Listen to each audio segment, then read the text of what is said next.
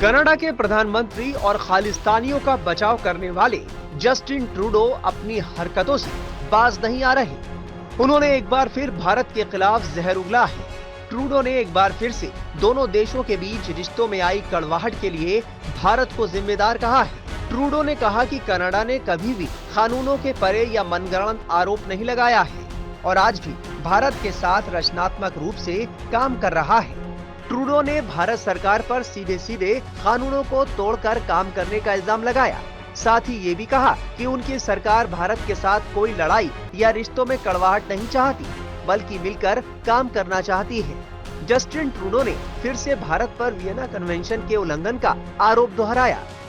Trudeau ने कहा कि भारत ने वियना कन्वेंशन का उल्लंघन किया और 41 कनाडाई राजनयिकों की राजनयिक छूट को मनमाने ढंग से रद्द कर दिया, तो हम बहुत निराश हुए।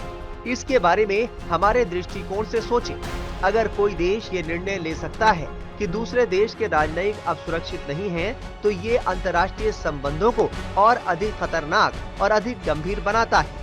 इसके बावजूद हमने भारत के साथ रचनात्मक और सकारात्मक रूप से काम करने की कोशिश की है और आगे भी जारी रखेंगे। ये वो लड़ाई नहीं है जो हम अभी करना चाहते हैं। हम हमेशा कानून के शासन के लिए स्पष्ट रूप से खड़े रहेंगे, क्योंकि यही कनाडा का काम करने का तरीका है।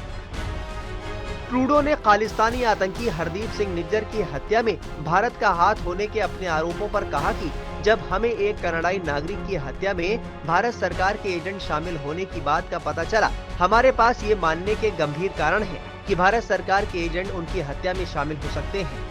इसकी शिकायत लेकर हम भारत पहुंचे और उनसे इस मामले की तह तक जाने के लिए सहयोग मांगा। ट्रूडो ने कहा कि भारत की ओर से सकारात्मक जवाब नहीं मिला। ये निराशाजनक है। हम सभी को अंतर्राष्ट्रीय कानून और लोकतंत्र की संप्रभुता के इस गंभीर उल्लंघन पर काम करना होगा। इसे हम बहुत गंभीरता से ले रहे हैं।